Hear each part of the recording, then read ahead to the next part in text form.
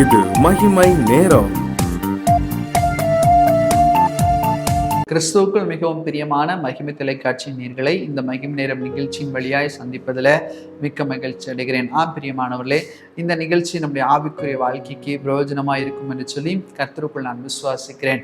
இத்தனை பேருக்கு கிடைக்கக்கூடாத நல்ல பாக்கியத்தை, அவருடைய அனுதின மன்னாவை கர்த்தர் நமக்கு கொடுத்து நம்மோடு கூட பேசி கொண்டிருக்கிறார். இந்த வார்த்தைகளுக்கு செவி கொடுத்து நடப்போமானால் நிச்சயமாக நம்முடைய வாழ்க்கையில ஒரு மாற்றத்தை அவர் கொண்டு வர சித்தம் கொண்டவராய் கூட காணப்படுகிறார். இந்த மாதத்திலும் கூட கர்த்தருக்கு பிரியமான வாழ்க்கை நாம் எப்படி வாழ முடியும், அதனால் வருகிறதான ஆசீர்வாதங்கள் என்ன என்பதை குறித்து நாம் சிந்தித்துக் கொண்டு வருகிறோம். அந்த பிரகாரமாக இன்றைக்கு நாம் பார்க்கிறதான ஒரு ஆசீர்வாதம் என்ன, யார் ஒருவர் கர்த்தருக்கு பிரியமான வாழ்க்கை வாழுகிறாரோ அவருடைய ஜெபத்திற்கு உடனடியான பதிலை கர்த்தர் கொடுப்பதை நாம் பார்க்கிறோம். உடனடியான பதில், தாமதிக்கிற பதில் அல்ல, உடனடியான பதிலை ஜெபத்திற்கு கர்த்தர் கொடுக்கிறார். தானியேல் தீர்க்கதரிசன புத்தகம் 9ஆம் அதிகாரம் 23வது வசனத்தை நாம் வாசிக்கும் போது, நீ மிகவும் பிரியமானவன், ஆதலால் நீ வேண்டிக் கொள்ள தொடங்கின போதே கட்டளை வெளிப்பட்டது, நான் அதை அறிவிக்க வந்தேன்.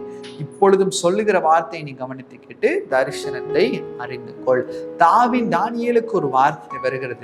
அந்த வார்த்தை ஏன் வருகிறது என்று சொல்லி பார்த்தோமானால் வேதவசனம் சொல்லுகிறது, நீ மிகவும் பிரியமானவன்.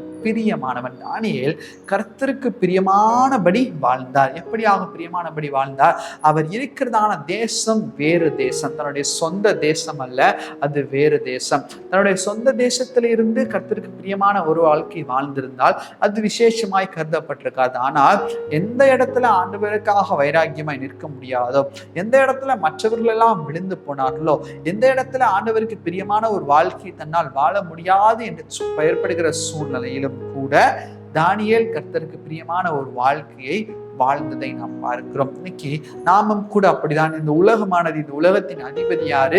பிசாசு.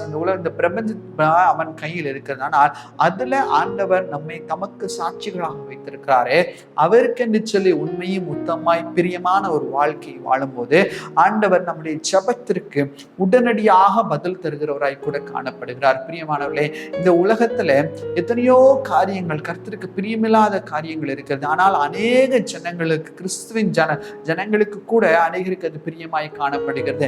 உலகத்திலும் இருப்பேன், இங்கேயும் இருப்பேன். இன்னைக்கு அநேக சினிமாவுக்கு தங்களை அடிமையாக்கி கொண்டிருக்கிறதை பார்க்கிறோம். ஒரு நல்ல நிகழ்ச்சி நடந்தால் கூட அங்கே கூட சினிமா பாடல்களை பயன்படுத்துவதை நான் பார்க்கிறேன். கிறிஸ்தவ இல்லங்களையே இந்த கொடுமை நடந்து கொண்டிருக்கிறது. ஏன்னா அப்படிப்பட்ட காரியங்கள்லாம் நடக்கிறது. ஏன் என்று சொன்னால் ஆண்டவருக்கு பிரிய என்ன என்பதை குறித்து அவர்களுக்கு கவலையே இல்லை, அவர்களுக்கு சிந்தையே இல்லை.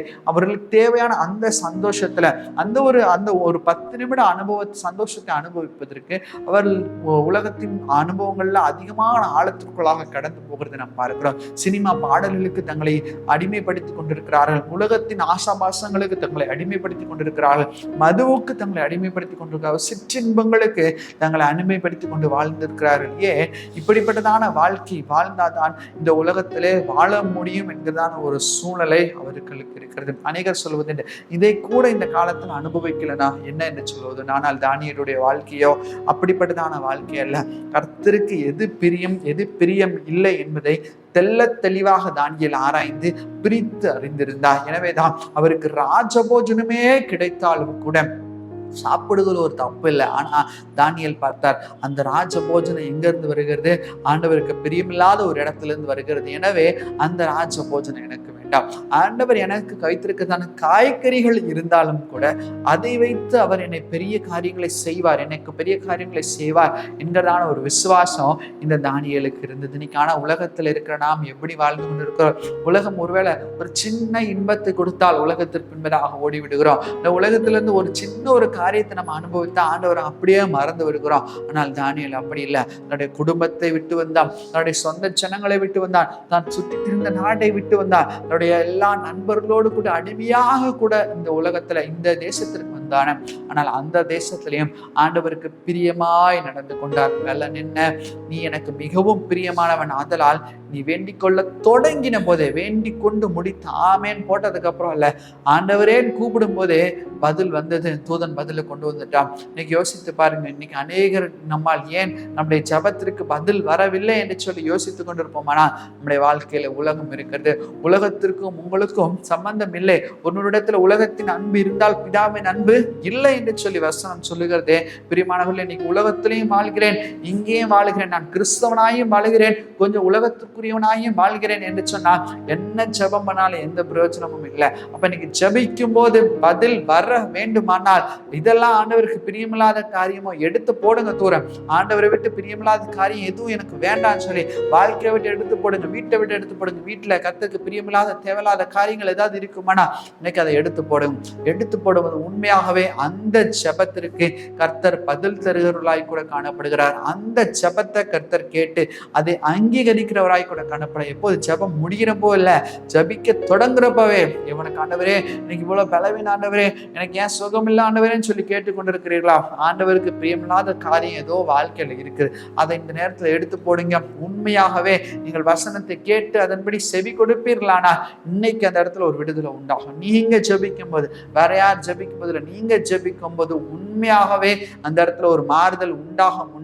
ஆண்டவரை இவ்வளவு நாள் நான் ஜபிக்கிறேனே, எனக்கு ஏன் வாழ்க்கையில இன்னும் வேலை கிடைக்கல, இவ்வளவு நாள் நான் ஜபிக்கிறேன், என் குடும்பத்திலேயே இந்த காரியம் நடக்கலன்னு சொல்லி ஒருவேளை வியாகுலப்பட்டு கொண்டிருக்கிறீர்களா? உங்களுடைய வாழ்க்கையில, குடும்பத்தின் வாழ்க்கையில ஏதோ ஒரு காரியத்தை, ஆண்டவருக்கு பிரியமில்லாத ஒரு காரியத்தை இன்னும் செய்து கொண்டிருக்கிறேன், கர்த்தருக்கு இது பிரியமில்லை தெரிந்து கூட செய்து கொண்டிருக்கிறேன், உலகத்தோடு கூட ஒட்டி வாழ்ந்து கொண்டிருக்கிறேன் என்பதாக காரியங்கள் இருக்குமானா எடுத்து போடுங்க. இன்னைக்கு வேண்டாம். உண்மையா உத்தமமா கர்த்தருக்கு பிரியமான வாழ்க்கை வாழும் போது, ஜபிக்க தொடங்கும் போதே, நீங்க ஆண்டவர் நோக்கி ஆண்டவரேன்னு கூப்பிடும் போதே நீங்க எதற்காக ஜபிக்க போறீங்கிறத அறிந்து அதற்கேற்ற பதிலை தூதனிடத்துல கொடுத்து நமக்கு அனுப்புகிறவராய் கூட காணப்படும். எவ்வளவு நல்ல தேவன் பாருங்கள். அவர் பேசுகிற தேவன். அவரை பேசவே விடாதபடிக்கு நம்முடைய செயல்கள் காணப்படுகிறதே. ஆண்டவரை பிரியமானவர்களே, இன்னைக்கு அதை எடுத்து போட வேண்டாமா? அவரை பேசவே விடாதபடிக்கு, அவருடைய செவிகள் அவருடைய பேசுவதை கேட்காதபடிக்கு நம்முடைய செவிகள் அடைக்கப்பட்டிருக்கிறதே.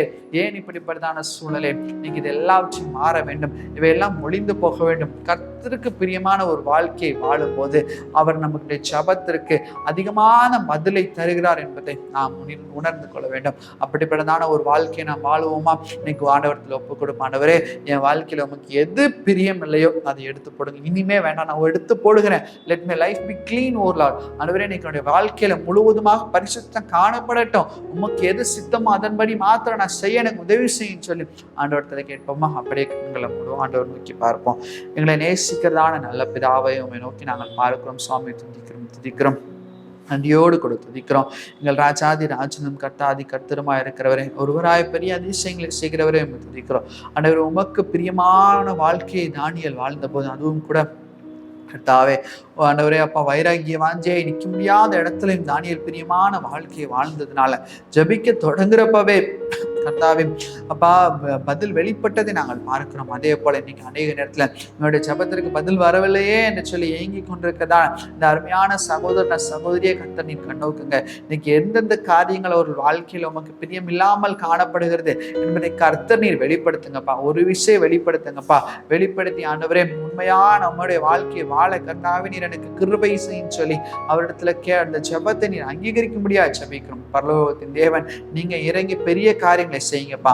ஒருவருக்கே துதி கன மகிமை நாங்கள் ஏறெடுக்கிறோம். இந்த வாரம் முழுவதும் நீர் எங்களோடு கூட பேசியிருக்கிறேன். இந்த வார்த்தைகளை கேட்கிறவர்களாய் மாத்திரம் இராமல் அதன்படி நாங்கள் செய்யறவர்களாய் இருக்க நேரங்களை மாற்றுவோம். உமக்கே துதி கன மகிமை ஏறெடுக்கிறோம்.